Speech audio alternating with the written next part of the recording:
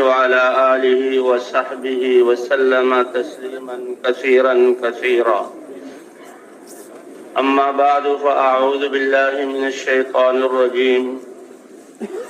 ولتكن منكم أمة يدعون إلى الخير ويأمرون بالمعروف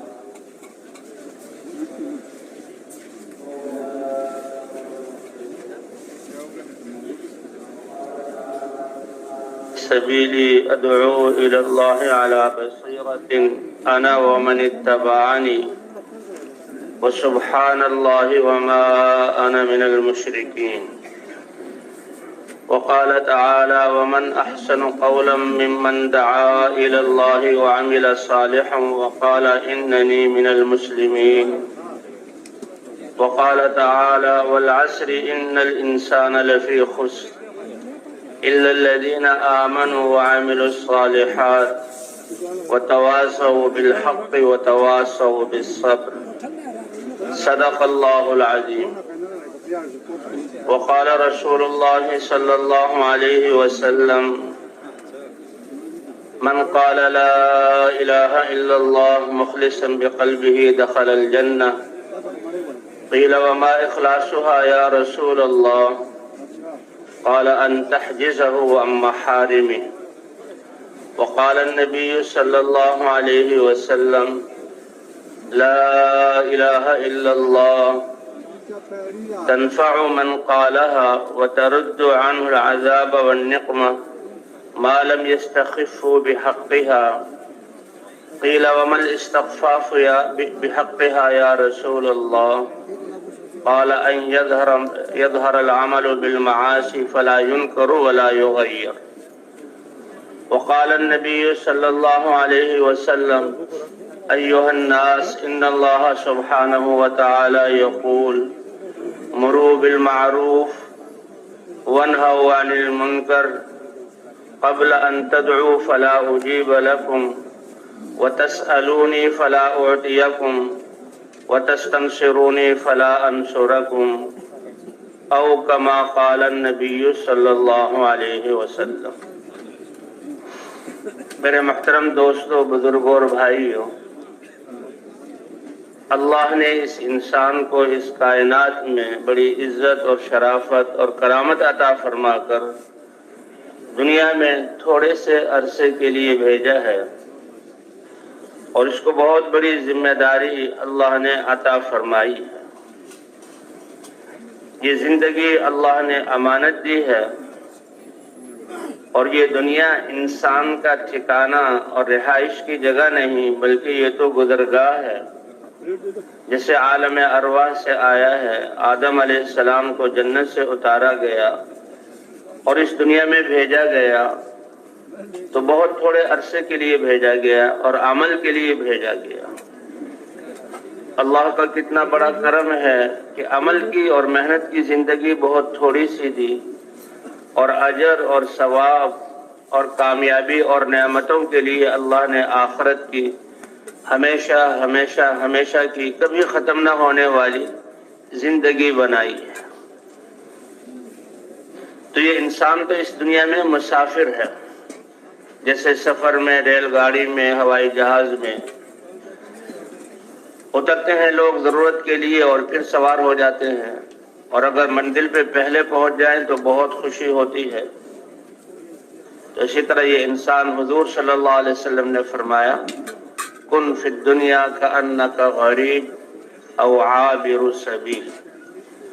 دنیا میں ایسے رہو جیسے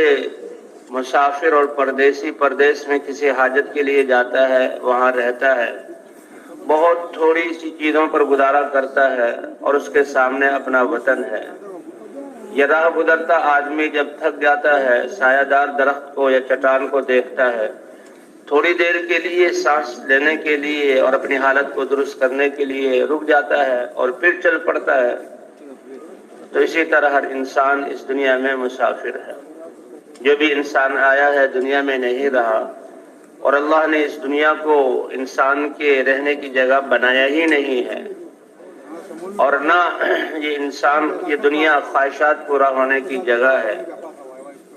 ایک ایک انسان کی خواہشات بہت زیادہ ہیں اور اس کے وسائل محدود ہیں. اور انسان کی خواہشات بھی محدود ہے، اللہ کے خزانوں کی اور نعمتوں کی تعداد لامحدود ہے۔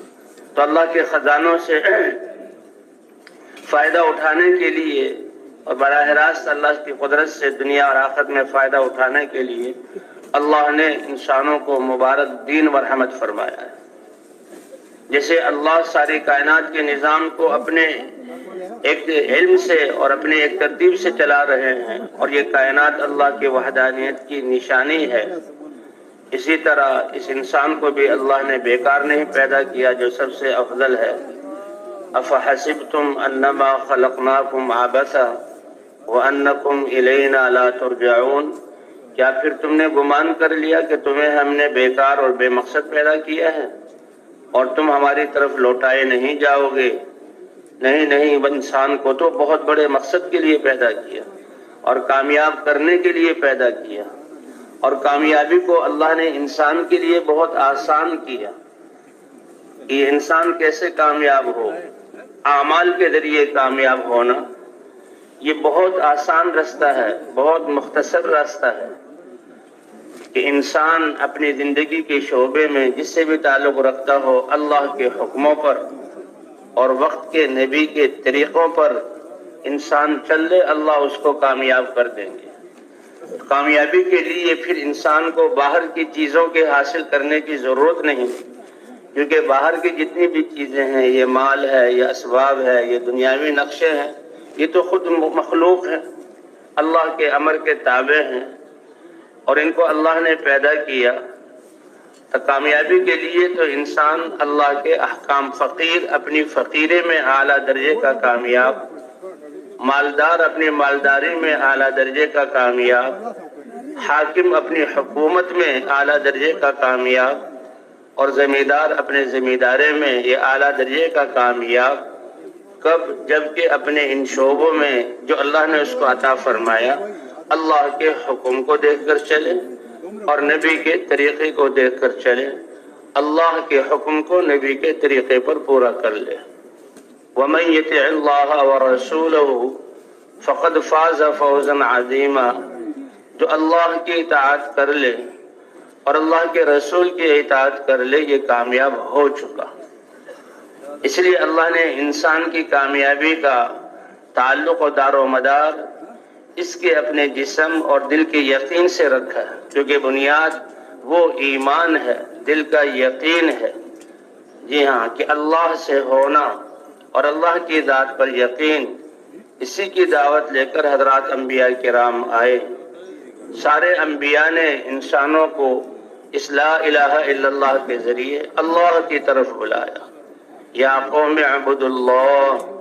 اے میری قوم اکیلے اللہ کی عبادت کرو، اس کی مانو، اس کے حکموں پر چلو۔ جی ہاں، ما لکم من الہ غیر، اللہ کے علاوہ کوئی کائنات میں چیز ہے ہی نہیں جس کی طرف دل کا میلان ہو، جس پر انسان یقین کرے اور جو اس کے حاجتوں کو پورا کرے۔ اللہ ہی وہ ذات ہے کہ اللہ کی عبادت کی جائے، اللہ کے حکموں پر چلا جائے۔ اس لیے تمام انبیاء کرام اپنی ابتدا میں اپنی قوموں کو اس کلمے کی دعوت دے کر اللہ کی ذات پر ایمان، اللہ کی معرفت کا نور اور اللہ کا یقین دل میں پیدا کرتے تھے، اور ایمان کی وجہ سے یہ انسان کے جسم سے نکلنے والے اعمال کی قیمت بنتی ہے۔ ایک ہے ایمان اور اخلاص، یہ دو شرط ہیں۔ ایمان کے بغیر انسان کے اعمال کی کوئی قیمت نہیں۔ یہ دنیا کا کوئی کام ہے، اللہ اس کا بدلہ عطا فرما دیں گے، لیکن ایمان ہے تو اس کا ایک ایک بول، ایک ایک عمل، ایک ایک قدم، ساتوں زمین اور آسمان اس کے خزانے ترازو کے ایک پلڑے میں رکھے جائیں اور اس کا ایک عمل دوسرے پلڑے میں رکھ دیا جائے، وہ عمل بھاری ہو جائے گا۔ اس لیے بنیاد ایمان ہے۔ حضرات انبیاء کرام لا الہ الا اللہ کے ذریعے انسانوں کے دلوں میں ایمان اور اللہ کی ذات پر یقین اور دلوں کا رخ اللہ کی طرف ہو جائے کہ یہ انسان اللہ کو اپنے ساتھ لے لے۔ اللہ ساتھ ہو گئے، اللہ راضی ہو گئے تو یہ کامیاب، کہ اللہ کی رضا یہ منزل مقصود ہے، اور یہی اصل کامیابی ہے۔ اللہ جس سے راضی ہو گئے وہ کامیاب، اور اللہ جس سے ناراض ہو گئے چاہے ظاہری طور پر ساری چیزیں اس کے پاس ہوں، یہ انسان ناکام ہے۔ اس لیے انبیاء کرام دعوت دے کر اللہ کی طرف بلاتے ہیں، اور اس بات کا یقین آتا کہ میرے پاس جو کچھ ہے، میرا جسم، میری صلاحیتیں، یہ اللہ کی دی ہوئی ہیں، اور ان صلاحیتوں کو کیسے استعمال کرنا ہے، کہاں پر لگانا ہے، اس کے لیے پھر اللہ کا دین اور علم اترتا تھا، اور حضرات انبیاء کرام اپنی امتوں کو سکھاتے تھے، جی ہاں، کہ کیسے اللہ کے حکم پر آ جائیں، کیا ہیں اللہ کے احکام۔ اس لیے کہتے ہیں کہ لا الہ الا اللہ، یہ تو اللہ سے اقرار ہے، اور اسی کی مشق کے لیے اللہ نے ہمیں نماز عطا فرمائی ہے کہ نماز 10-15 منٹ کا انسان کا اپنے اعضاء کو اللہ کے احکام کے مطابق استعمال کرنا ہے، جی ہاں، کہ اس استعمال کرنے سے انسان کی زندگی پاکیزہ بنتی ہے، اللہ گناہوں کو معاف فرماتے ہیں، اور اس 24 گھنٹے کی زندگی کو اس لا الہ الا اللہ کے اقرار کی وجہ سے اللہ کے احکام کے مطابق استعمال کرنا، جو انسان جس شعبے سے تعلق رکھتا ہے ان شعبے میں اللہ کے احکام کو بجا لانا، یہ دین ہے، جی ہاں۔ اسی لیے پہلے مرحلے میں پہلے قدم پر حی علی الصلاۃ کے ذریعے نماز کی طرف بلایا گیا، آ جاؤ کامیابی کی طرف، آ جاؤ نماز کی طرف۔ ایمان کے بعد یہ سب سے بہت بڑا طاقتور عمل یہ نماز کا ہے، جس کی نماز صحیح ہو گئی اب اس کی ساری زندگی ٹھیک ہو گئی، اور بھائی جس کی نماز کمزور ہے تو اس کی زندگی دین کے اعتبار سے کمزور ہے۔ تو یہ نماز 10-15 منٹ کا عمل اپنے اعضاء کو اللہ کے حکم کے مطابق استعمال کرنا، اور دین 24 گھنٹے کی زندگی کو اللہ کے حکم کے مطابق اور نبی صلی اللہ علیہ وسلم کے طریقے کے مطابق استعمال کرنا۔ تو انسان اپنی صلاحیتوں کو، اللہ کی دی ہوئی نعمتوں کو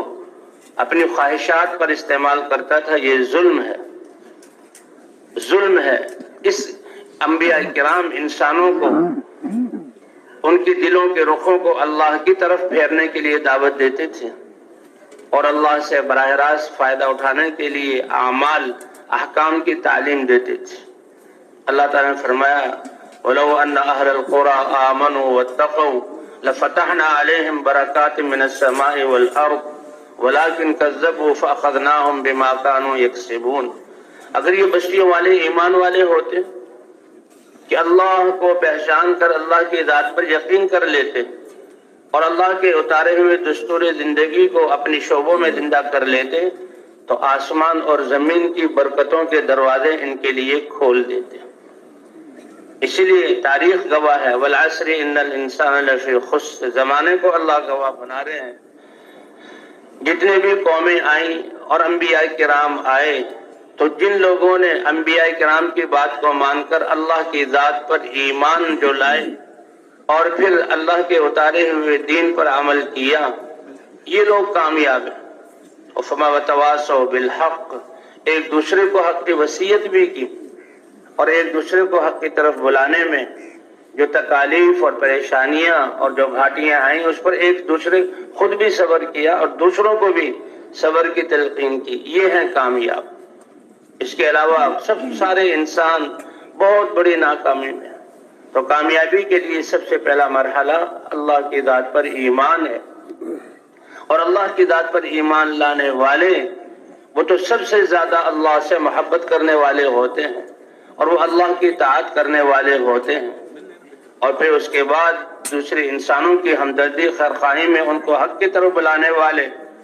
اور اس راستے میں جو پیش آنے والی ناگواریاں ہیں ایک دوسرے کو صبر کی وصیت کرنے والے، یہی کامیاب ہیں۔ حضرت محمد صلی اللہ علیہ وسلم کی ختم نبوت کی وجہ سے اللہ نے یہ ذمہ داری اس امت کو عطا فرمائی، ایک ایک کلمہ گو کو عطا فرمائی۔ یہ امت، اس کو بہترین امت قرآن پاک میں قرار دیا گیا۔ اس لیے حضور صلی اللہ علیہ وسلم نے فرمایا کہ انا حظکم من النبیین، کیونکہ نسبت تو نبیوں والی ہے، اللہ والی ہے۔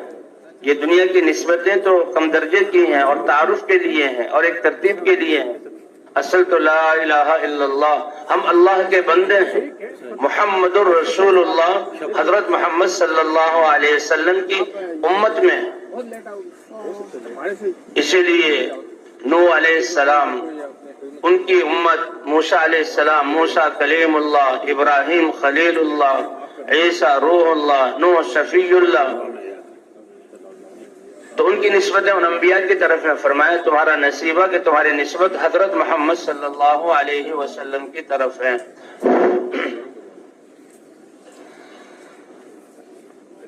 تو نبیوں میں تمہاری نسبت حضرت محمد صلی اللہ علیہ وسلم کی طرف ہے۔ اور وَأَنْتُمْ حَظِّي مِنَ الْأُمَمِ، فرمایا امتوں میں جو اللہ کے ہاں سب سے زیادہ پسندیدہ امت تھی، اللہ نے وہ امت مجھے عطا فرمائی کہ تم میری امت، اور یہ خیر امت کیوں کہلائی؟ اس لیے کہ جو نبیوں کا کام تھا، نبیوں والی دعوت تھی، اللہ نے ختم نبوت کی وجہ سے اس امت کو عطا فرمائی۔ اور حضور صلی اللہ علیہ وسلم نے پہلے دن سے امت کو اس محنت میں اپنے ساتھ لیا۔ تو حضور صلی اللہ علیہ وسلم کی 23 سالہ تھوڑا سا عرصہ ہے، لیکن کیا مبارک محنت ہے، کتنی طاقتور محنت ہے۔ اس 23 سال کے عرصے میں لاکھوں کا صحابہ کا مجموعہ ایسا جو پورے دین پر چلنے والے، اور مرد اور عورت اور چھوٹے اور بڑے سب کے سب اس دین کی دعوت کو دینے والے اور دین کی محنت کرنے والے اور دین کے لیے نقل و حرکت کرنے والے 100% صحابہ۔ تو 23 سال کی محنت کی اتنی برکت اور اتنی طاقت جو ہے اس محنت میں کہ 23 سال میں ایسا مجموعہ تیار ہو گیا کہ جن کے بارے میں اللہ نے اپنی رضا کا پروانہ اتارا اور فرمایا قیامت تک جو ان کی اتباع کر لے گا اللہ اس کو اپنی رضا عطا فرما دیں گے۔ تو حضور صلی اللہ علیہ وسلم نے جن چیزوں سے، جن محنتوں سے اور جن اعمال سے امت کو نکالا، اور جس محنت اور اعمال پر امت کو چھوڑ کر گئے، صدیوں سے یہ امت ان اعمال کو چھوڑ چکی تھی، اور صدیوں سے یہ ہے ان چیزوں سے نکل کر جن سے روکا تھا اس کی طرف یہ امت پھر دوبارہ رجوع کر چکی تھی۔ اللہ نے اپنے فضل سے پھر اس مبارک محنت کو زندہ کیا اور ہمیں اس محنت کی نسبت سے جمع ہونے کی توفیق عطا فرمائی۔ اللہ اس کے قدر دانے کی توفیق عطا فرمائے۔ اس محنت کا مقصد کیا ہے کہ جن چیزوں سے نکال کر، جن محنتوں سے نکال کر، جس محنت پر حضور صلی اللہ علیہ وسلم اپنی امت کو ڈال کر گئے، امت پھر دوبارہ سے اس محنت پر آ جائے، ان اعمال پر آ جائے اور اس دین پر آ جائے۔ اس لیے ہمارا سب کا جمع ہونا اسی مقصد کے لیے ہے کہ بھئی یہ تبلیغ کا اس کا مقصد کیا ہے کہ حضور صلی اللہ علیہ وسلم کی امت دین پر چلنے اور دین کی محنت کرنے اور دین کے لیے قربانی کرنے میں جس سطح پر حضور ان کو چھوڑ کر گئے تھے، یہ امت پھر اس سطح پر آ جائے کہ خود اپنی ذات سے، اپنی ذات کی اصلاح کرتے ہوئے، اللہ کے دین کی پابندی کرتے ہوئے سارے انسانوں کو اس دین پر لانے کی کوشش کرنا۔ انسان کی جان اور مال کے اور صلاحیتوں کا سب سے بہترین مصرف یہ اللہ کا دین دنیا میں زندہ کیسے ہو جائے۔ اللہ نے اس امت کو اس لیے چنا ہے، وَجَاهِدُوا فِي اللَّهِ حَقَّ جِهَادِهِ هُوَ اجْتَبَاكُمْ، اور دین کے لیے محنت کرو اور اپنا جان اور مال لگاؤ۔ ایمان والوں کو خطاب ہے، جیسے محنت کرنے کا حق ہے اللہ نے تمہیں اس کے لیے چنا ہے، اور ایسا مبارک دین مرحمت فرمایا جس میں کوئی تنگی نہیں، کوئی دشواری نہیں، کامیابی تمہارے جسم سے نکلنے والے اعمال میں رکھی ہے۔ فقیر جو بہت بالکل صفر درجے پر ہے فقر میں، اس کو اب کامیابی حاصل کرنے میں باہر کی چیزوں کا محتاج نہیں کیا۔ وہ بادشاہ جس کے پاس ساری دنیا کی حکومتیں ہیں، کامیابی حاصل کرنے میں اس حکومت کا اس کو محتاج نہیں کیا۔ وہ مالدار جس کے پاس مال کے ڈھیر ہیں، اس کو کامیابی حاصل کرنے میں اس مال کا محتاج نہیں کیا، بلکہ دل کے یقین کو درست کر لو اور جسم سے نکلنے والے اعمال کو درست کر لو۔ تو سب سے پہلا مصرف لِتَكُونَ كَلِمَةُ اللَّهِ الْعُلْيَا، اللہ کا کلمہ میری ذات سے لے کر پوری انسانیت تک اللہ کا کلمہ کیسے بلند ہو جائے۔ حضور صلی اللہ علیہ وسلم کی بعثت اسی مقصد کے لیے تھی، اور آپ کے ختم نبوت کی وجہ سے یہ محنت اس امت کو ملی۔ حضرت عمر رضی اللہ تعالیٰ عنہ فرماتے ہیں، اللہ رحم کرے خالد بن ولید رضی اللہ تعالی عنہ پر کہ ان کا تو اللہ کا کلمہ بلند ہو جائے اور کفر کا کلمہ پست ہو جائے اور روئے زمین سے کفر کا کلمہ مٹ جائے، ان کی یہی تو ان مقصد تھا اور اسی کے لیے ان کی محنت تھی کہ اللہ کا کلمہ کیسے بلند ہو جائے۔ حضرت عمر رضی اللہ تعالیٰ عنہ کو حضور صلی اللہ علیہ وسلم نے زکوٰۃ وصول کرنے کے لیے بھیجا، مسلمانوں سے زکوٰۃ لی۔ 3 آدمیوں کے بارے میں آ کر بتایا، ایک شخص کے بارے میں کہ جی اس نے تو زکوٰۃ سے انکار کر دیا، حضور نے ناراضگی کا اظہار کیا کہ پہلے کیسے وہ فقر و فاقے میں تھا، اللہ نے اس کو جو ہے مال سے نوازا اور جب مال آ گیا تو زکوٰۃ کا انکار کر رہا۔ دوسرا حضرت عباس رضی اللہ تعالیٰ عنہ کے بارے میں، اے عمر تم نے عباس سے بھی زکوٰۃ کا جو ہے مطالبہ کیا؟ ایک روایت کے مطابق کہ وہ تو 2 سال کی زکوٰۃ پہلے مجھے دے چکے ہیں اور وہ تو میرے چچا ہیں اور چچا باپ کے بمنزل ہے، ان کی ذمہ داری تو مجھ پر ہے، تم نے ان سے کیوں مطالبہ کیا؟ اور کہا تیسرے خالد ابن ولید، تم نے خالد ابن ولید سے بھی مطالبہ کر لیا؟ اس نے کب مال جمع کیا، کب اس کی فکر کسی دنیا کے بنانے میں ہے؟ اس کی فکر اور ساری صلاحیتیں تو ہے ہی اسی لیے کہ اللہ کا کلمہ کیسے بلند ہو جائے۔ وہ تو اپنی زندگی اور ساری چیزوں کو اللہ کے دین کے لیے زندہ کرنے کے لیے اور کفر کا کلمہ پست ہو جائے۔ اللہ ہمیں بھی یہ جو ہے صفت عطا فرما دے۔ اللہ نے اس امت کو چنا ہے تو جان اور مال کا سب سے بہترین مصرف اللہ کا دین دنیا میں زندہ ہو جائے۔ اسی لیے جیسے روزانہ 5 دفعہ نمازوں کے لیے بلایا جاتا ہے، اسی لیے اللہ کے راستے میں اعمال کے لیے آؤ بھائی، مشورے کے لیے آؤ بھائی، دعوت دینے کے لیے، سے روزے کے لیے نکلو، تعلیم کے لیے جمع ہو جاؤ۔ اور یہ نکلنا کب تک یہ نکلنا ہوگا؟ فرمایا ہے کہ جب جیسے اب نکلنا ہمارے لیے مشکل ہے گھروں سے، تو اس سطح پر اللہ ہمیں پہنچا دے کہ گھروں کو واپس جانا اس سے زیادہ مشکل ہو جائے کہ کیسے ہم گھروں کو جا سکتے ہیں اور اللہ کا دین ابھی تک زندہ نہیں ہوا۔ اللہ ہمیں یہ جذبہ عطا فرما دے۔ اور دوسرا صلاحیتوں جان و مال کا مصرف کہ اللہ والا علم دنیا میں زندہ ہو جائے۔ یہ علم جو اللہ نے انسانوں کے لیے اتارا، انسانوں کی زندگیوں کے تمام شعبوں میں اللہ کے احکام زندہ ہو جائے، اس لیے کہ ان احکام کے زندہ ہونے پر اللہ دنیا کو امن کا گہوارہ بنائیں گے، عافیتیں عطا فرمائیں گے، مسلمانوں کی زندگی یہ ہدایت کا ذریعہ بنے گی۔ اور تیسرا جہاں جان و مال کا مصرف کہ ہمارے آس پاس یہ اللہ کا نظام ہے کہ مالدار کو مالدار بنایا، اسباب اور نقشے دیے، اس میں اس کا امتحان ہے، اور فقیر کو فقر میں رکھ کر اس کو بھی وہ بھی امتحان میں ہے، اس کو بھی اللہ نے اپنے احکام کا مکلف بنایا۔ تو یہ اللہ کا نظام ہے ہمارے آس پاس یتیم، بیوہ، محتاج، فقیر، بھوکے، کہ ان پر ہم کیسے خرچ کریں۔ اور بھئی آخری مصرف یہ ہے کہ جو اللہ نے ہمیں نعمتیں دی، اپنی ضرورت اور حاجت کے لیے ضرورت کے بقدر اس جہاں خرچ کرنا، یہ آخری مصرف ہے۔ لیکن آج ہم نے الٹ کر دیا کہ سب سے زیادہ خرچ ہمارا کھانوں پر،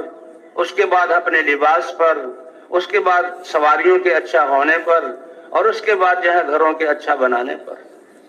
حضور صلی اللہ علیہ وسلم اپنی مسجد میں تشریف لے جا رہے تھے، ایک جگہ ایک جہاں عمارت بنتے ہوئے دیکھی، بالا خانہ بنتے ہوئے دیکھا، پوچھا یہ کس کا ہے؟ کہ یہ فلاں صحابی کا ہے۔ حضور خاموش ہو گئے، چل پڑے، اور پھر ایک موقع پر وہ صحابی حضور صلی اللہ علیہ وسلم کے پاس حاضر ہوئے، سلام کیا تو حضور نے سلام کا جواب نہ دیا۔ وہ دوسری طرف سے حاضر ہوئے، کہا السلام علیکم، سلام کیا، حضور جیسی ہستی نے سلام کا جواب نہ دیا۔ وہ تیسری طرف سے حاضر ہوئے، سلام کیا، سلام کا جواب نہ دیا۔ صحابہ سے پوچھا کیا ہوا ہے، کوئی میرے بارے میں تذکرہ؟ تو بتایا کہ جی ہاں، جو تم بالا خانہ بنوا رہے ہو، حضور صلی اللہ علیہ وسلم وہاں سے گزر رہے تھے تو پوچھا یہ کس کا ہے؟ لوگوں نے عرض کیا کہ یہ آپ تمہارا نام لیا، فوراً سمجھ گئے اور اسی وقت گئے اور جو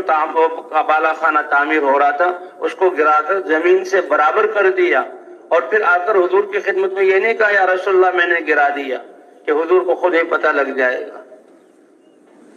تو اللہ نے ہمیں ہماری جان اور مال کا مصرف اللہ کا دین زندہ ہو جائے، اس میدان میں آنے کا مقصد کہ ہماری فکر وہ فکر بن جائے جو حضور صلی اللہ علیہ وسلم کی تھی کہ اللہ کا دین دنیا میں کیسے زندہ ہو جائے، اور پوری امت دین پر چلنے کے ساتھ ساتھ دین کی محنت کرنے والی کیسے بن جائے۔ اس کے لیے اللہ کے راستے میں نکلنا. تو ہر مسلمان وسماکم المسلمین کہ جہاں یہ ہے کہ اللہ نے تمہیں اس محنت کے لیے چنا ہے اور تمہیں مبارک دین اور رحمت فرمایا، اس میں کوئی تنگی اور دشواری نہیں. جس دین میں تمہاری کامیابی ہے اس کا تعلق تمہارے جسم کے اعمال کے ساتھ ہے. اور ایک روایت کہ اللہ نے تمہارا نام مسلم رکھا، اللہ کی اطاعت کرنے والے. پہلی امتیں وہ بھی اس جو ہے اللہ کے دین پر تھی، لیکن خاص نام ان کا مسلمان ایسا نہیں تھا. لیکن حضرت محمد صلی اللہ علیہ وسلم کی امت میں اور آپ اس کا اللہ نے یا ابراہیم علیہ السلام نے ان کا اس کا نام مسلم رکھا ہے کہ اللہ کی اطاعت کرنے والے، اپنی جان اور مال کو اللہ کے دین کے لیے لگانے والے. بھئی اللہ نے صدیوں بعد ہمیں یہ محنت عطا فرمائی ہے. جب بھی اللہ نے کسی قوم کے ساتھ احسان کا ارادہ کیا وہ نافرمان ہے اور ایسے اعمال کر رہے ہیں جس کی وجہ سے ان کی تباہی ہے اور آخرت بھی ان کی بگڑ گئی. اللہ نے احسان کا ارادہ فرمایا تو نبی کو دعوت کی محنت دے کر بھیجا. نبی نے دعوت دی، دعوت سے ہدایت اتری، لوگوں کے دلوں میں ایمان آیا، زندگیوں میں اعمال زندہ ہوئے، تو انہی کو اللہ نے زمین کا وارث بنایا اور ظلم کو ختم کیا، روئے زمین کو پاک کیا. اللہ فرماتے ہیں زمین کا وارث ہم نے ایمان والوں کو بنایا. پھر بعد میں آنے والے آتے وہ شہوات میں چلنا، شہوات کے پیچھے چلتے اور نمازوں کو ضائع کرتے، پھر اللہ نبی بھیج دیتے.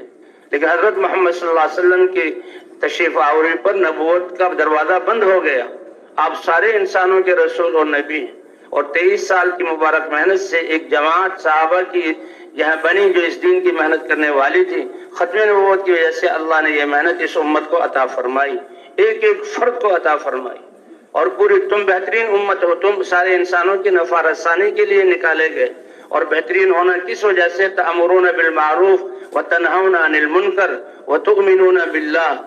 کہ ایمان تو بنیادی چیز ہے. ایمان تو پہلی امتوں کو اور ہماری بھی مشترکہ چیز ہے. اور یہاں تو امتیازی شان بیان کرنا ہے اور وہ ہے نیکی کا حکم کرنا، برائی سے روکنا. اس کا یہ فریضہ اور یہ ذمہ داری یہ اس امت کی ہے جس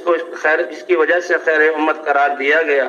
حضرت عمر رضی اللہ تعالیٰ عنہ فرماتے ہیں جس کو اس بات کی خوشی ہو کہ وہ یہ شرافت پالے اور قیامت میں خیر امت کے لقب سے فائدہ اٹھائے، تو جو اللہ نے شرط لگائی ہے نیکی کا حکم کرنا، برائی سے روکنا، یہ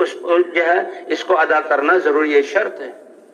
حضور صلی اللہ علیہ وسلم نے فرمایا کہ جو لا الہ الا اللہ کو اخلاص کے ساتھ کہے گا وہ جنت میں داخل ہوگا.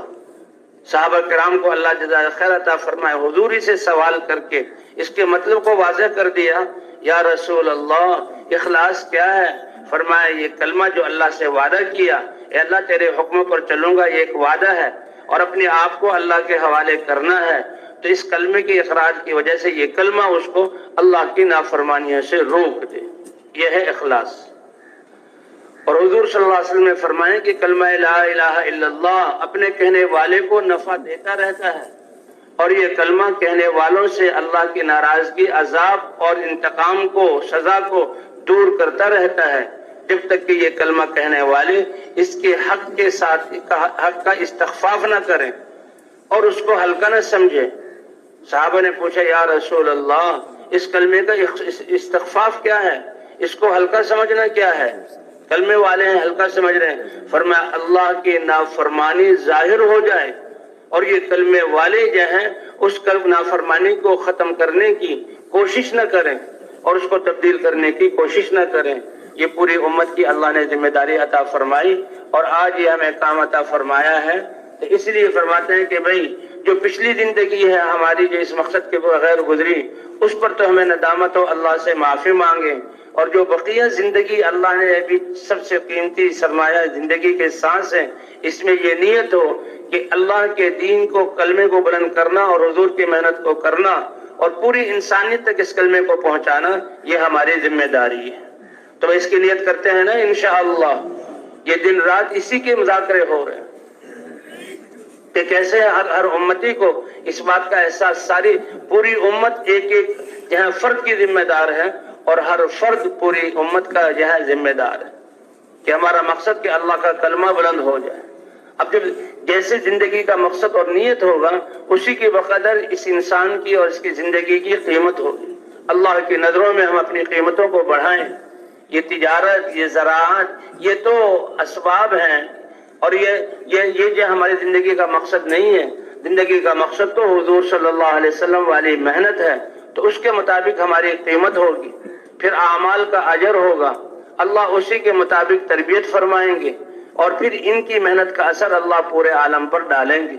حضور صلی اللہ علیہ وسلم نے بھی فرمایا، ادبنی ربی فاحسن تادیبی وعلمنی ربی فاحسن تعلیمی، کہ اللہ نے مجھے زندگی کے سلیقے اور آداب سکھلائے، اور سب سے بہترین آداب اور سلیقے سکھلائے، جس سے کہ اللہ فرماتے ہیں آپ سب سے اونچے اخلاق والے ہیں، تو آداب اور سلیقے بھی اللہ نے سکھلائے، اور فرمایا اللہ نے مجھے علم عطا فرمایا اور میری تعلیم و تربیت کی، اور بہت بہترین اللہ نے علم عطا فرمایا۔ جب انسان اپنے آپ کو اس محنت والا سمجھے گا تو تربیت کرنے والی ذات اللہ کی ہے، اللہ تربیت فرمائیں گے۔ حضرت عیسیٰ علیہ السلام کے سامنے اس امت کا تذکرہ کیا گیا، اے عیسیٰ تمہارے بعد ایک امت آئے گی، وہ ایسی بہترین امت ہوگی کہ وہ نعمتوں کے اور خوشیوں کے ملنے پر اللہ کا شکر ادا کریں گے، اور ناگواریوں کے آنے پر وہ صبر کریں گے۔ ولا علم لهم ولا حلم، ان کے پاس اپنا کوئی علم بھی نہیں ہوگا، ان کے پاس اپنا کوئی حلم بھی نہیں ہوگا۔ عیسیٰ علیہ السلام نے عرض کیا اللہ کی بارگاہ میں، اے اللہ یہ کیسے اتنی بڑی صفت، جیسے کہ ایمان والے کے بارے میں آتا ہے کہ ایمان کی بنیاد پر یا تو وہ نعمتوں کے ملنے پر شکر ادا کرتا ہے تب بھی یہ کمائی کر رہا ہے، اور ناگواریوں کے آنے پر یہ صبر کر رہا ہے تب بھی یہ کامیاب ہے۔ مسلمان تو کسی حال میں خالی ہے ہی نہیں کمائی سے، زندگی کے سانس لمحات بڑے گنے چنے بہت تھوڑے سے، اور آخرت کی ہمیشہ کی زندگی کی تیاری کے لیے سرمایے کے لیے اللہ نے بھیجا ہے، اس لیے کوئی سانس بھی اس کا بے وقت اور بے قیمت نہیں ہے، حتیٰ کہ اس کی راتیں بھی بے وقت نہیں ہیں۔ فرمایا اٹھتے ہی یہ نیت کر لے، اے اللہ جتنے تیرے احکام متوجہ ہوں گے میں نیت کرتا ہوں کہ میں ان احکام کو پورا کروں گا۔ اور اسی طرح انسان جو ہے اعمال کرتے ہوئے سو جائے، کتنے ایسے اعمال ہیں کہ ان قرآن کی 10 آیتیں پڑھ لینا، عشاء کی نماز کو جماعت کے ساتھ پڑھ لینا، فجر کی نماز کو جماعت کے ساتھ پڑھ لینا، یہ ایسا ہے جیسے ساری رات قیام کیا۔ اس لیے بھی ہمارا تو کوئی لمحہ جو ہے وہ جو ہے فالتو نہیں ہے اور ضائع ہونے والا نہیں ہے، اللہ اس کی توفیق عطا فرمائے۔ اسے کہتے ہیں جب مشورے میں بیٹھو تو مشورے میں بیٹھتے ہی انسان اپنے جسم کے اعتبار سے ایک عمل کر سکتا ہے، لیکن نیت یہ کرے کہ میں سارے اعمال کرنے کی نیت کرتا ہوں، اجتماعی اعمال میں سے جو عمل بھی مجھے مل گیا میں اس کو ضرور کروں گا، اور سارے اعمال کی نیت کرتا ہوں تو اللہ سارے اعمال کا ثواب عطا فرما دیں گے۔ تو اس لیے بھائی ہم زندگی کی ہے اللہ یہ زندگی تو اب تیری مبارک اس محنت کے لیے۔ تو عیسیٰ علیہ السلام اے اللہ نہ ان کے پاس اپنا علم ہوگا نہ ان کے پاس اپنا حلم ہوگا، اور وہ صبر اور شکر والے ہوں گے۔ اللہ نے فرمایا اعطیہم من علمی واعطیہم من حلمی، اپنے علم میں سے میں ان کو علم عطا کروں گا اور اپنے حلم میں سے میں ان کو حلم عطا کروں گا۔ بھئی اس لیے اب بقیہ زندگی ہماری اس محنت والی ہے، جو حضرات اپنے گھروں کو جا رہے ہیں وہ اسی محنت والا بن کر جائیں۔ اللہ کی نظروں میں، فرشتوں کی نظروں میں، کائنات کی نظروں میں ہم یہ کون ہیں؟ یہ حضرت محمد صلی اللہ علیہ وسلم کی محنت اور مقصد والے ہیں، اور یہ تو خود اپنی آپ کو اللہ کے احکام پر لاتے ہوئے سارے انسانوں کو اللہ کے سامنے جھکا دیں، اس فکر والے ہیں، اسی کے بقدر ہماری جہاں پہ قیمت ہوگی۔ فرمایا ہم تبلیغ والے نہ ہمارے پاس جو ہے وہ صحابہ جیسا ایمان ہے اور نہ اعلیٰ درجے کا تقوی ہے، یہ تو اس محنت کی اجتماعیت کی برکت سے ہم لوگ چل رہے ہیں۔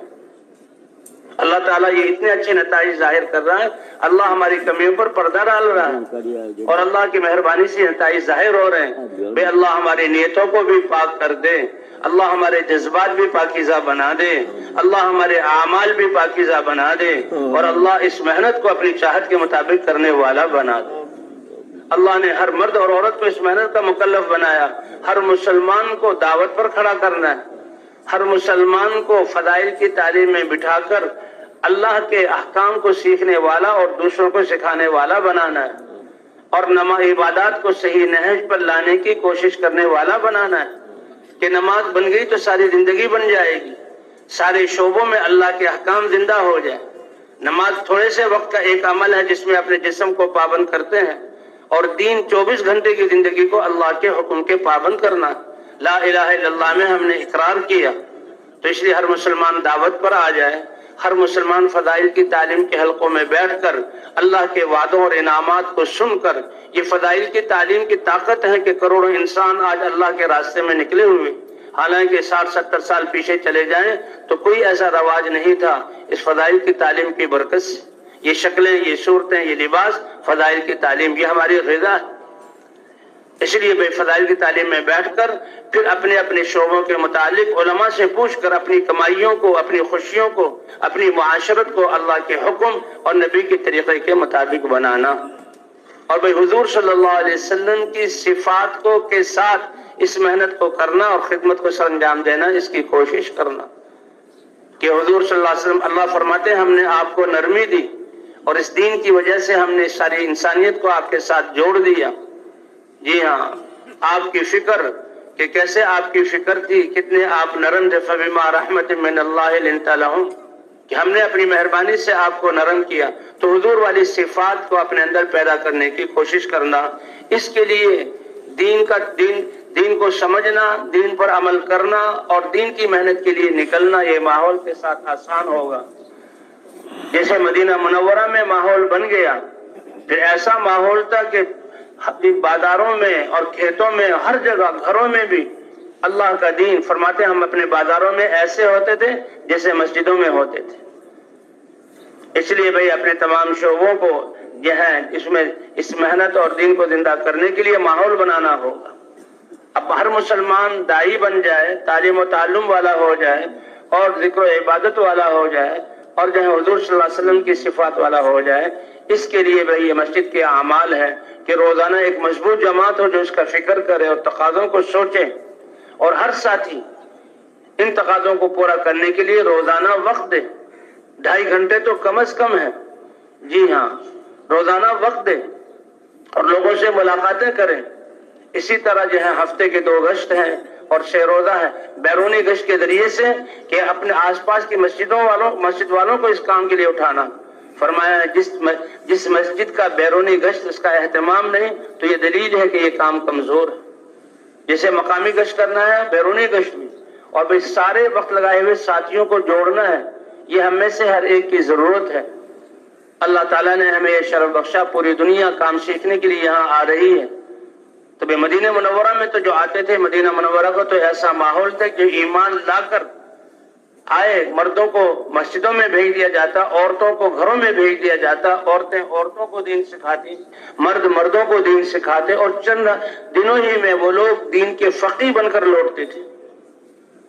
تو مدینہ منورہ کا ایسا ماحول تھا، کافر بھی آ جاتا تو وہ 3 دن سے زیادہ اپنے کفر پہ باقی نہیں رہ سکتا تھا۔ جہاں ایک صحابی رضی اللہ تعالیٰ عنہ ہیں،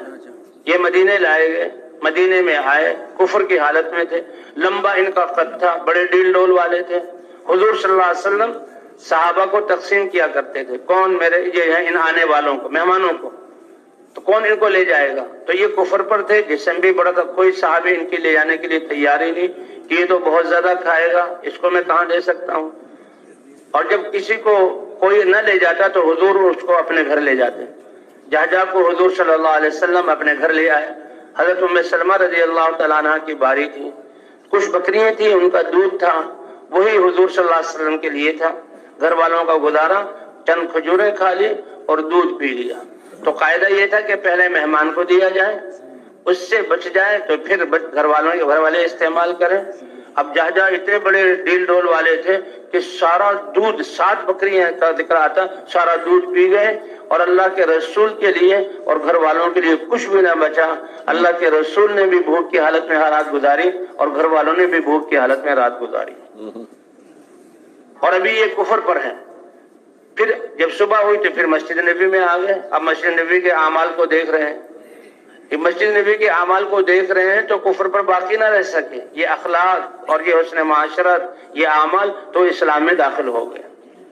اب دوسرے دن پھر مہمانی کی ضرورت تھی تو کوئی بھی ان کو نہ لے گیا۔ حضرت جہاں حضور صلی اللہ علیہ وسلم اپنے گھر لے گئے، حضرت ام سلمہ نے کہا یہ پھر آ گیا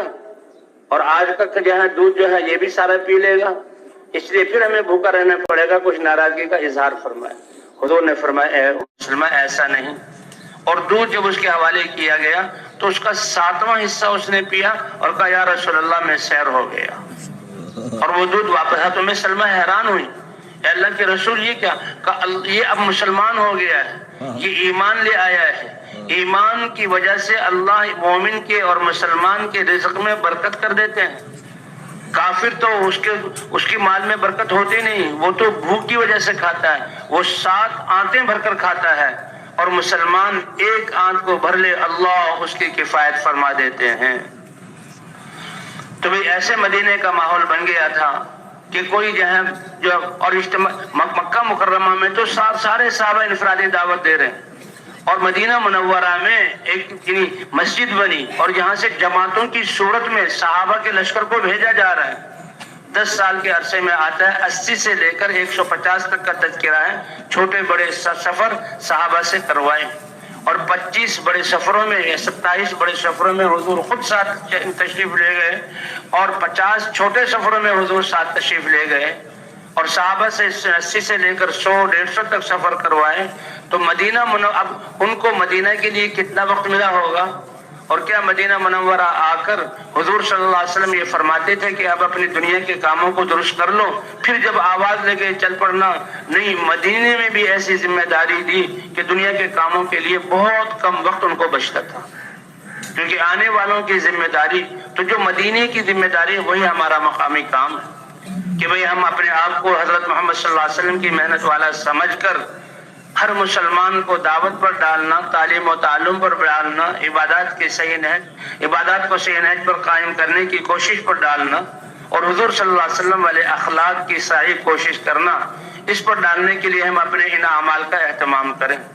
اور گھروں میں بھی تعلیم اور دعوت کا ماحول اور بچوں کی دینی تربیت اور نمازوں کا اہتمام، اور ہر فرد عورتیں بھی وہ اپنی اس ذمہ داری کا احساس کریں اور اس محنت کو کرنے والی ہوں۔ تو واپس جانے والے اگر اس نیت کے ساتھ جا رہے ہیں، اور جب بھی موقع ملے گا انشاءاللہ ہم جلدی سے جلدی اللہ کے راستے میں نکلیں گے، تو یہ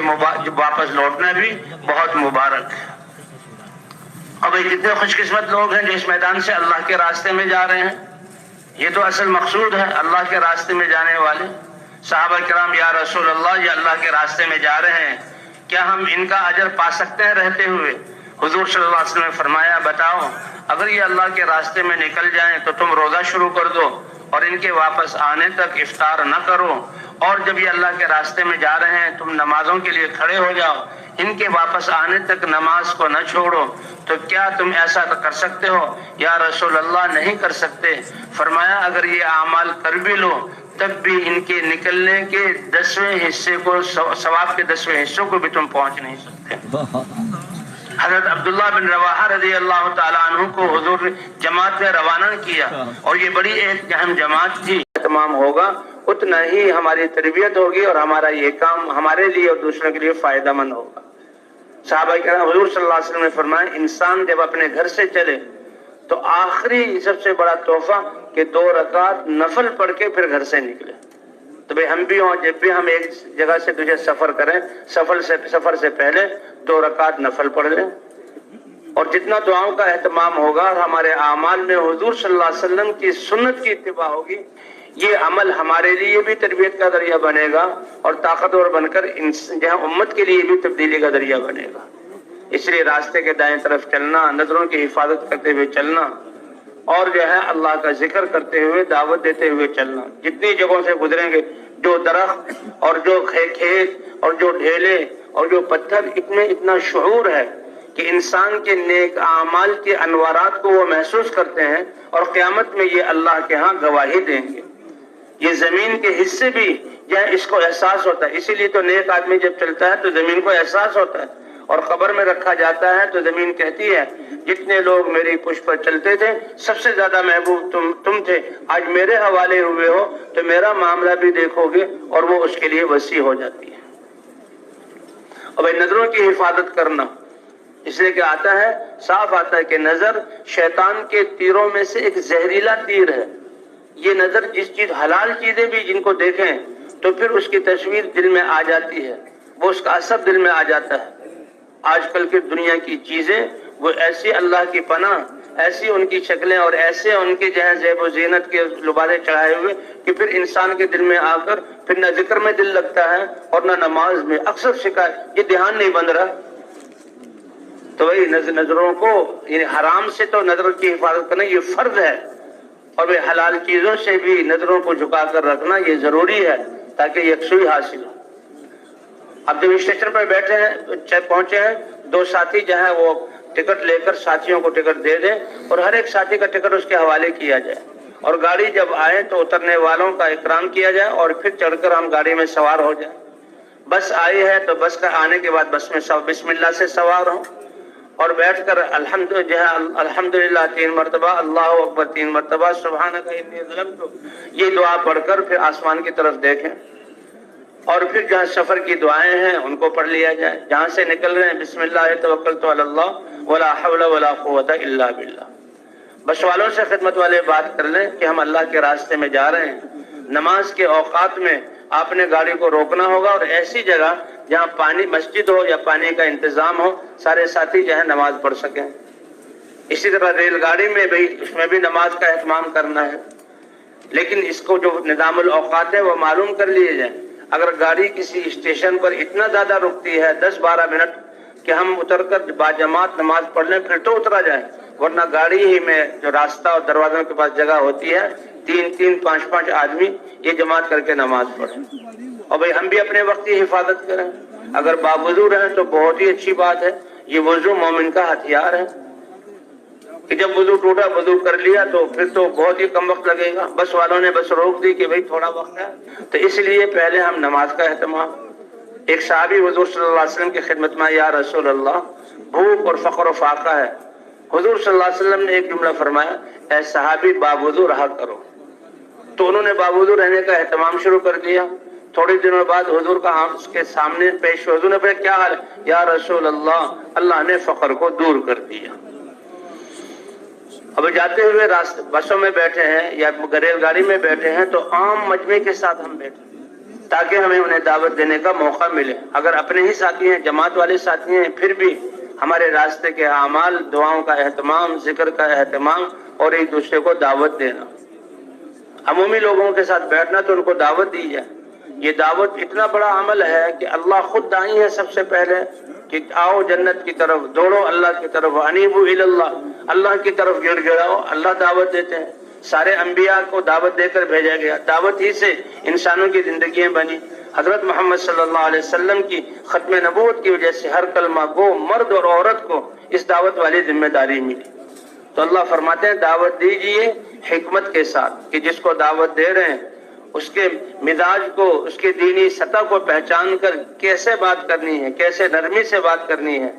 جب ہم انفرادی دعوت زیادہ دیں گے تو اللہ تعالی ہمیں حکمت کا ملکہ بھی عطا فرما دے. ادعو الی سبیل ربک بالحکمت والموعظۃ الحسنہ. ایسے اچھے انداز سے اللہ کے حق اس لیے فضائل ہم ساتھ بیان کرتے ہیں.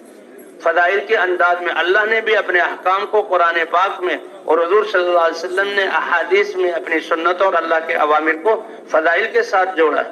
جیسے یہی حدیث کہ جو آدمی جہاں وضو کر کے نماز پڑھ لے گا تو جنت اس کے لیے واجب ہو جائے گی. جو شخص وضو کے بعد یہ دعا پڑھ لے گا 8 دروازے اس کے لیے کھل جائیں گے. یہ فضائل ہیں. اس لیے جو ہے یہ اس کا استحضار ہو تو بھائی ہم دعوت دیجیے حکمت کے ساتھ اور اچھے انداز کی نصیحت فضائل کے ساتھ. اب حکمت میں سے یہ ہے کہ جب پہلی دفعہ نام پوچھ لیا اور چند سوالات کر لیے اسی سے اندازہ ہو جائے گا اور یہ بھی معلوم کر لیا کہ آپ نے کہاں اترنا ہے تاکہ کتنا وقت ہے. اللہ نے یہ دعوت دنیا کا سب سے بڑا جہاں یہ کام اور سب سے بڑی محنت ہے. اس سے بڑی محنت نہیں اور آسان بھی اتنا کیا کہ اعلان کرنے والا چند سیکنڈ اور 1-1.5 منٹ میں اپنی بات کو لوگ مجمع کے سامنے رکھ دیتا ہے. متکلم چند منٹوں میں بات کر کے اس کو تیار کر کے مسجد کی طرف بھیج دیتا ہے اور ہمارے بیان کرنے والے 15-20 منٹ سے لے کر گھنٹوں تک بیان کرتے ہیں. اللہ نے اتنا آسان کیا اس لیے جتنا وقت ہو ان کو سمجھایا جائے کہ دیکھو کامیابی کی دینے والے اللہ ہیں اور اللہ کے ہاں سے کامیابی لینے کا دستور اللہ کا مبارک دین ہے. دین زندگیوں میں آئے گا تو اللہ اس دنیا کے حالات بھی ٹھیک کر دیں گے آخرت میں بھی کامیابی دیں گے. اور دین کے آنے کا ذریعہ حضرات انبیاء کرام کی محنت ہے، اور حضرت محمد صلی اللہ علیہ وسلم کی ختم نبوت کی وجہ سے یہ اتنا اونچا کام اللہ نے اس امت کے ہر فرد کو دیا ہے۔ اس کو فضائل سنائے جائیں، نبیوں کے واقعات سنائے جائیں، اللہ کی مددیں اس کے حضور سنائے جائیں، اور اللہ کے راستے پر نکلنے کے لیے تیار کیا جائے۔ اگر وہ کہے کہ میں تو تیار ہوں، میں ابھی آپ کے ساتھ جانے کے لیے تیار ہوں، مجھے لے چلیں، بتایا جائے کہ نہیں، اس کی ایک ترتیب ہے۔ آپ اپنی مسجد میں ساتھیوں کے ساتھ جڑیں، وہاں روزانہ کے اعمال میں شریک ہوں، ان کے ساتھ سیر و ضحک کے لیے نکلیں، اور اپنے علاقے سے جماعت بنا کر جہاں پھر رائے ونڈ آئے، اور وہ راستے میں دعوت دیتے ہوئے، جی ہاں، تو ہم نے احتیاطات بھی کرنی ہے۔ ہمیں تو اپنا جذبہ ہو کہ سب کچھ ہم لگائیں ان کے لیے، ان کو کھلائیں بھی پلائیں بھی، لیکن ان کے پاس جو کچھ ہے اس سے فائدہ اٹھانے کی نہ نیت ہو، نہ دل میں لالچ ہو، اور نہ عملاً فائدہ اٹھائے۔ اگر وہ کھانے کی چیز بھی پیش کریں تو پھر حکمت کے ساتھ ایسے معذرت کر دیں کہ ان کو گراں نہ ہو، اور ان کے اترنے سے پہلے وہ ان کی بات سمجھ میں آ جائے کہ بھائی نے مجھے کتنی بڑی ذمہ داری کے لیے جہاں آمادہ کیا ہے، اور اللہ کے راستے میں جہاں نکلنے کا ارادہ کر لیں۔ اب جب اتر کر جہاں مسجدوں میں جائیں، اگر بس سے اترے ہیں اور جہاں بستی کی طرف جانا ہے تو ذمہ دار ساتھیوں کو جمع کر لیں، اور پھر مذاکرہ ہو جائے کہ ہمارا اللہ کے راستے میں نکلنے کا کیا مقصد ہے، کہ اللہ کا دین پوری دنیا میں زندہ ہو جائے، ہر مسلمان دین پر چلتے ہوئے اپنی زندگی کو درست کرتے ہوئے ساری انسانیت کو اللہ کے دین پر لانے کے لیے کوشش کرنے والا، اپنی صلاحیتیں لگانے والا بن جائے۔ اب ہم اس بستی کی طرف جا رہے ہیں تو یہ پوری کی پوری بستی حضور کی محنت والی کیسے بن جائے، یہاں کا ہر فرد حضور کی محنت والا اور دین پر چلنے والا کیسے بن جائے، یہ نیت کروائی جائے۔ اب اس سفر میں مشقت ہے، تھکاوٹ بھی ہے، اور گرمی سردی بھی ہے، کھانے پینے کا آگے پیچھے آنا بھی ہے، ناگواریاں، تو یہ تو مطلقاً ایمان کی حالت میں انسان پر جو ناگواریاں آتے، کانٹا چبھا تو یہ بھی نیکی بنا کر لکھا جائے گا۔ بھوک کا ایک تھوڑا سا وقت آیا، بعد میں کھانا کھا لیا تو بھوک کو بھی نیکی بنا کر لکھا جائے گا، اور پیاس کو بھی نیکی بنا کر لکھا جائے گا۔ وہ تو گھوڑا جو اللہ کے راستے میں نکلنے کے لیے جہاد کے لیے باندھا ہوا ہے، وہ گھوڑا جو اپنے کھوٹے کے گرد چکر لگا رہا ہے، اس کے چکر بھی اس باندھنے والے کے لیے نیکی بنا کر لکھے جائیں گے، حتیٰ کہ اس کی لید اور اس کی پیشاب کو بھی قیامت میں اس مجاہد کے لیے تولا جائے گا۔ تو بھئی ایمان کی برکت سے تو ایک ایک سانس، ایک ایک عمل قیمتی ہے، پھر جو اللہ کے راستے میں نکلے ہیں تو اس کی ایک ایک عمل کی کروڑوں گنا قیمت بن جاتی ہے۔ بھئی ہم اللہ کے راستے میں جو نکلے، سردی جو لگی، گرمی جو آئی، تھکاوٹ ہو گئی اور کمر تختہ ہو گئی، کھانا پینا آگے پیچھے ہوا، اور یہ جہاں گرد و غبار، اس کے فضائل سنائے جائیں کہ اللہ اس پر کیا عطا فرمائیں گے۔ فضائل وہ طاقت ہے کہ مسلمان کو جب فضائل پتہ لگتے ہیں تو پھر اس میں اور زیادہ قربانی کرنے کا جذبہ پیدا ہو جاتا ہے۔ جسے خباب ابن ارد رضی اللہ عنہ، یا رسول اللہ، آگ پر ہمیں ڈالا جا رہا ہے، کوڑے ہمیں مارے جا رہے ہیں، آپ دعا ہی کر دیں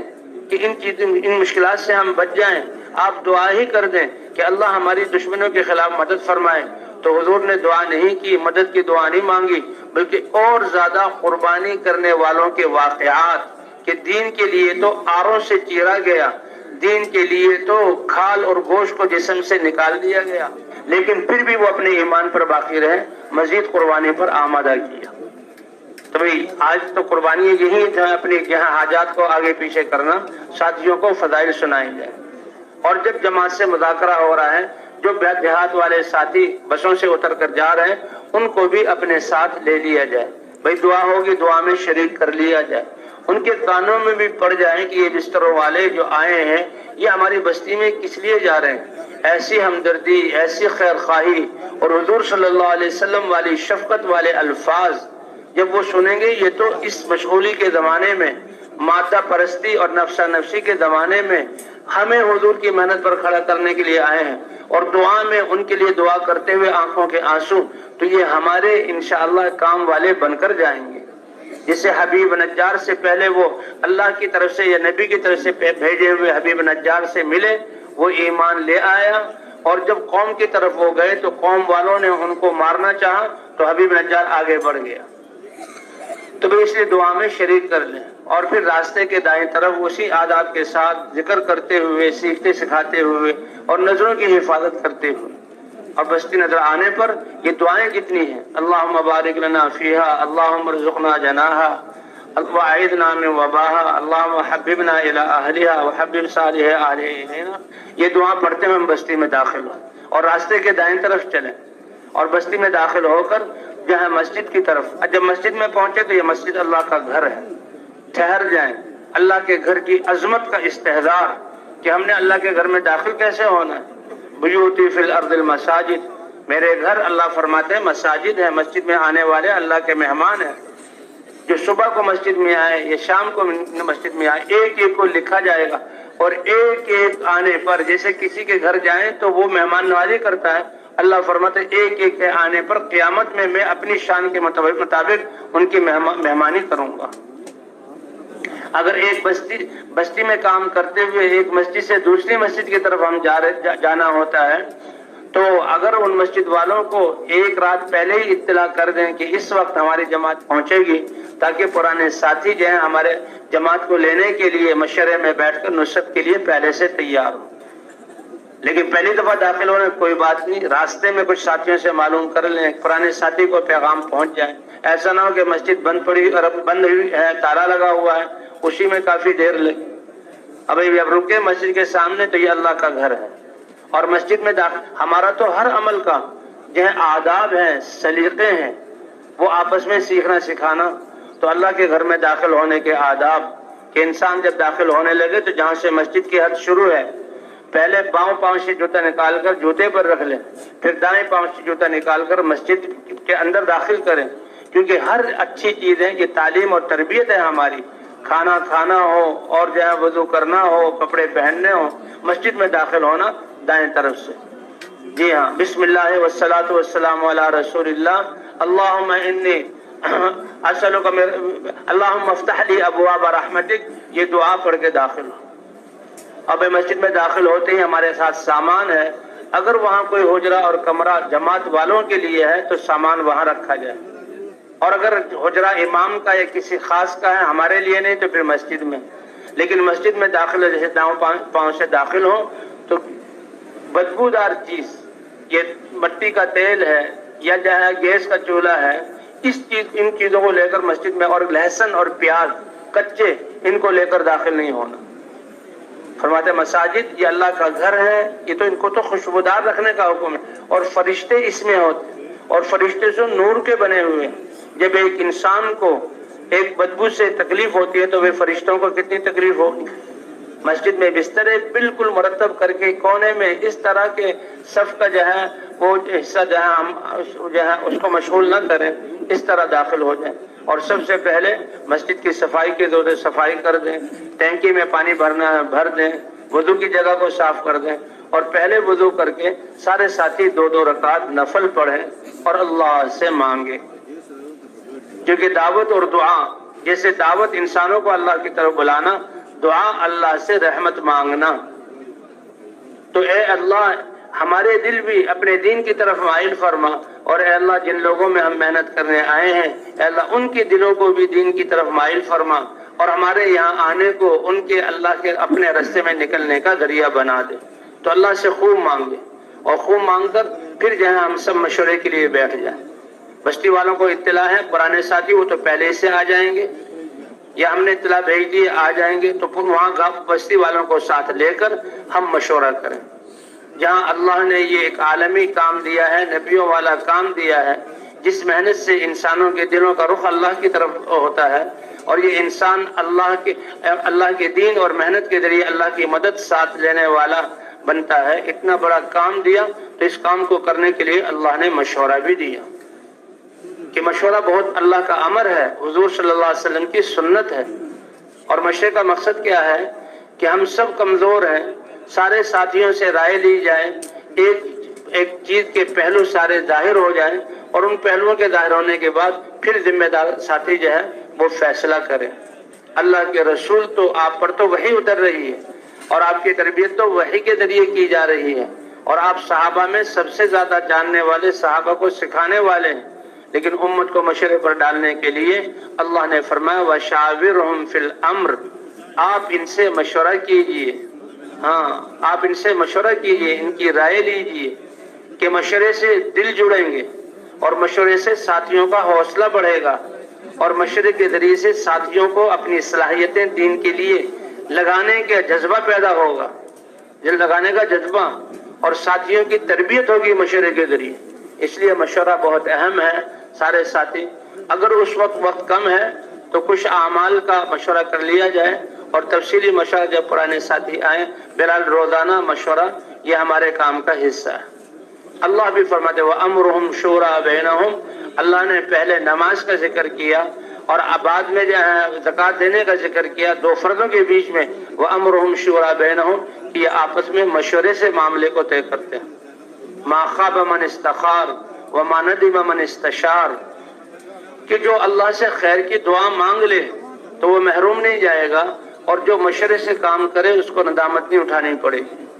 تو بھئی ساتھیوں میں سوچنے کی فکر آ جائے، اپنی فکر کو اللہ کے دین کے لیے لگانے والے بن جائیں، ان کی حوصلہ افزائی ہو جائے، اس لیے اور ساتھیوں کو اجتماعی زندگی پر ڈالنے کے لیے بہت ضروری ہے۔ اس لیے ایسے وقت میں مشورہ کہ سب سے رائے لی جائے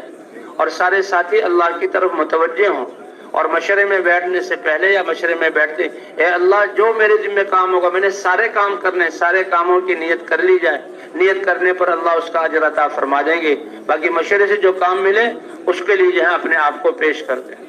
ساتھی رائے دیتے ہوئے ایک دوسرے کی رائے کا خیال کریں اور کام کی مصلحت کو سامنے رکھ کر رائے دیں۔ اپنے ذاتی تقاضوں تھکے ہوئے ہیں بھئی، تھکے ہوئے آرام کے لیے موقع بعد میں مل جائے گا، بھوک ہے تو اس کے لیے بعد میں، اب تو کام کے تقاضوں کو سامنے رکھ کر مشورہ دیں۔ جی ہاں، ساتھیوں کی رائے کا اہتمام کریں۔ اچھا یہ ہے کہ ذمہ دار ساتھی سارے ساتھیوں سے رائے لے لے اور پھر اللہ کی طرف متوجہ ہو کر پھر فیصلہ کریں۔ مشورے سے جو فیصلہ ہوگا اللہ اس میں خیر ڈال دیں گے۔ جن ساتھیوں کی رائے کے مطابق فیصلہ ہوا تو ان کی تو دلداری ہو گئی، لیکن وہ خوش نہ ہو کہ ہماری رائے کے مطابق فیصلہ ہوا، اے اللہ اس میں خیر ڈال دے، یہ دعا ہم کرتے رہے۔ اور بھئی جن ساتھیوں کی رائے کے خلاف مشورہ ہوا، امیر بعد میں کچھ ایسے جملے یا کوئی ایسا معاملہ کہ جس سے ان کی دلداری ہو جائے اور شیطان دیکھو جی ہمارے رائے نہیں سنے گی، اور جو مشورے میں اختلاف رائے تو ہوگا تاکہ ہر چیز کے سارے پہلو ظاہر ہوں، لیکن جب فیصلہ ہو گیا تو ہم اپنی ساری رائےوں کو جیسے بھول گئے، اب تو جہاں جو مشورے میں طے ہوا سارے ساتھی اپنی پوری قوت اسی پر لگائیں، انشاءاللہ اسی کے مطابق ہم محنت کریں گے، اپنی صلاحیتوں کو لگائیں گے تو اللہ اس میں خیر ڈال دے گا۔ اس کے بعد مشورے کے بعد اب پوری جماعت کو جہاں گشتوں کے لیے روانہ کریں، دو ساتھی مسجد میں رہیں تاکہ آنے والوں کو لے ان کو بھی سمجھائیں، دو ساتھی خدمت میں ہو اور باقی ساتھی دو دو کی جوڑی بنا کر پورے گاؤں میں، پورے جو ہے وہ محلے میں جو ہے ہم گشت کریں، ایک ایک سے ملیں۔ اور اگر ہم مرکز میں گئے ہیں وہاں کے ساتھی آئے ہیں تو اپنے آپ کو ان کے حوالے نہ کریں، اپنی جماعت کے حالات ان کو بتا دیں اور ان سے بھی مسجدوں کے حالات لے لیں، اور مسجدوں کے حالات لے کر اب ذمہ دار ساتھی یہ فیصلہ کرے کہ میرے ساتھ جو جماعت ہے اس کا فائدہ کہاں کہاں جانے میں ہوگا، مسجدوں کی تعیین جماعت کے ساتھی کریں۔ اور فرمائیں کہ پہلے جو غریب، فقراء، مساکین اور بستیوں کے آس پاس کے جہاں شہر کے آس پاس کے جو محلے ہیں غریبوں کے، وہاں سے محنت شروع کی جائے، اور محنت شروع کرتے کرتے بیچ میں بھی آ جائے، اور وہ مقام والے ساتھی کہیں گے کہ جی آپ بس ہم آپ کو 5-6 مسجدیں دے دیتے ہیں، 2 دن فلاں مسجد میں، 2 دن فلاں مسجد میں، ان سے کہ نہیں، ہمارے ذمہ تو ایک محنت ہے اور ایک کام ہے کہ وہاں پہنچ کر 100% لوگوں سے ملاقات ہو، دعوت ان تک پہنچ جائے، ہم اپنے آپ کو تھکا دیں، اور دوسرے نقد چلے 3 چلے کی جماعتیں وہاں سے تیار ہو جائیں، ہم خود ہدایات بیان کر کے ان کو روانہ کریں، اور ان کو روانہ کرنے کے بعد وہاں جو جماعت ہے وہ مضبوط ہو جائے، اگر جماعت نہیں ہے تو مستقل ایک جماعت کام کرنے والی بن جائے، اور ہمارے سارے ساتھی بھی سارے اعمال سے گزر جائیں۔ اگر جماعت ایسی سمجھدار اور ہمت والی ہے، ایسی دعائیں کی کہ ایک ہی دن میں یہ کام سارے ہو گئے تو پھر اگلی مسجد میں چلے جائیں، ورنہ 2 دن بھی زیادہ کر سکیں، 2 دن میں ان کو پورا کرنے کی کوشش کریں کہ نقد جماعت کا نکلنا۔ بھئی یہ سہروزے کی جماعتیں، یہ تو پتہ نہیں ان ساتھیوں کا کب سے سہروزہ رہا ہوا ہے، آپ کی وجہ سے ان کا اپنا ایک مقامی کام کا سہروزہ نکل گیا، یہ تو ان کے مقامی کام کا حصہ ہے، جماعت کے جانے سے تو چلے اور 3 چلے کے لیے 7 مہینے اور سال کے لیے جماعتیں تیار ہوں، اس کی کوشش کی جائے۔ جی ہاں، تو مقامی طور پر جماعت کو بھی مضبوط کیا جائے، پھر یہ کام تو اگلی مسجد میں چلے جائیں گے۔ تو اس طرح مسجدوں کو جو ہے وہ تعیین کی جائے، اور پھر مشورے کے بعد سارے ساتھیوں کو جو ہے ایک ایک جماعت کی محنت کو اور فکر کو تقسیم نہ کریں، ساری توجہ یہ مسجد اور مسجد کے آس پاس رہنے والے، اگر وہ کام کے اعتبار سے کہیں دور رہتے ہیں تو وہاں ہم دور جو ہے 1-2 کلومیٹر کے فاصلے جا کر ان سے وہاں بات کریں اور ان کو ذمہ داری کا احساس دلا کر اللہ کے راستے میں نکلنے کے لیے آمادہ کریں۔ اگر وہ مقام والے ساتھی جماعت کو تقسیم کریں کہ جی فلاں بیرونی جگہ بیرونی گشت ہے یا فلاں جگہ کوئی تقاضا ہے، تو ہم جماعت کو تقسیم نہ کریں، بلکہ اپنی پوری توجہ اس مسجد کے آس پاس والے محلے میں۔ اب گشتوں میں جہاں کہاں تم گھروں میں داخل ہو دروازے سے، دروازے کیا ہیں کہ وہ جہاں وہاں کے دین کے اعتبار سے امام ہے، مسجد کے متولی ہیں، اہل علم ہیں، مشائخ ہیں، ان کی خدمت میں جانا۔ اور اسی طرح مسجدوں کے دروازے کیا ہیں کہ دنیا کے اعتبار سے جو سردار ہے یا اور کوئی بڑے جو ہے عہدے والے ہیں ان سے جا کر ملنا، اور اسی طرح پرانے ساتھیوں سے بھی ملاقاتوں کے لیے جانا اور عام ساتھیوں سے بھی ملاقات کرنا۔ مقصود یہ ہے کہ اگر ایک گھر میں 10 افراد ہیں تو اس گھر میں ایک دفعہ گشت کر لیا، 1-2 سے ملاقات کی، یہ کافی نہیں، بلکہ 10 میں سے کتنوں سے ملاقات ہو گئی، ہر ایک سے ملنا ضروری ہے۔ جو جماعت اس ملاقات میں جتنا اپنے آپ کو تھکائے گی اور دعوت دے گی تو اتنی ہی زیادہ جو ہے وصولیاں ہوں گی۔ جسے ڈول کو کنویں میں ڈالا جائے اور ڈول جو ہے پورا پانی میں ڈوب جائے، بھر جائے، پھر اس کو نکالا جائے بھرا ہوا،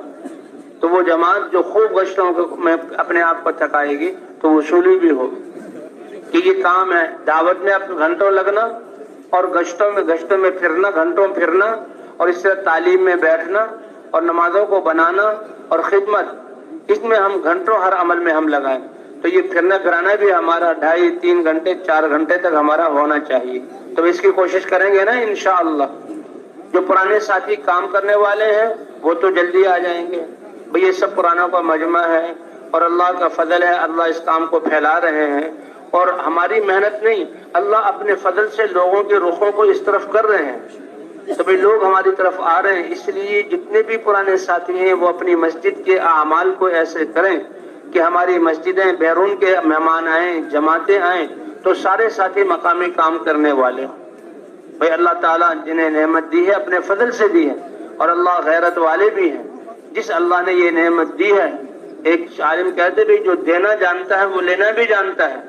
کہیں ہماری ناقدری کی وجہ سے یہ نعمت ہم سے چھن نہ جائے، اللہ اس کی حفاظت فرمائے۔ اس لیے اپنی اپنی مسجدوں کے ماحول و مقامی کام میں سارے ساتھی جڑیں۔ یہ مقام کے کام میں یہ بھی ہے کہ جتنے پرانے ساتھی وقت لگائے ہوئے ان کو محنت میں جوڑا جائے، جیسے نیوں پر محنت کرتے ہیں اس سے زیادہ پرانوں کو اپنے ساتھ جوڑا جائے۔ تو بہرحال جی ہاں، تو یہ ملاقاتوں میں علماء کے پاس بھی جانا ہے، وہ اہل علم جو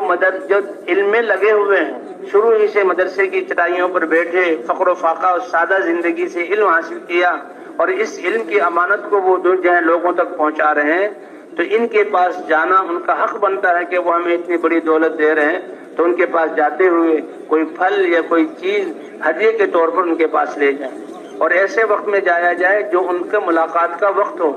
سونے کا وقت ہو یا پڑھانے کا وقت ہو، اس وقت ان کو جہاں تنگ نہ کیا جائے۔ اور جب ہم جائیں تو جہاں جگہ ملے وہاں بیٹھ جائیں، اور علماء جو علم میں لگے ہوئے ان کے پاس جانے کے آداب کہ ان کی علمی مجلس سے ہمیں فائدہ ہوگا۔ ہم تو خود علماء کے پاس جا کر اپنی زندگی کے شعبوں کو دین کے مطابق کریں، اور دوسرے ان سے لیے ان کے خدمت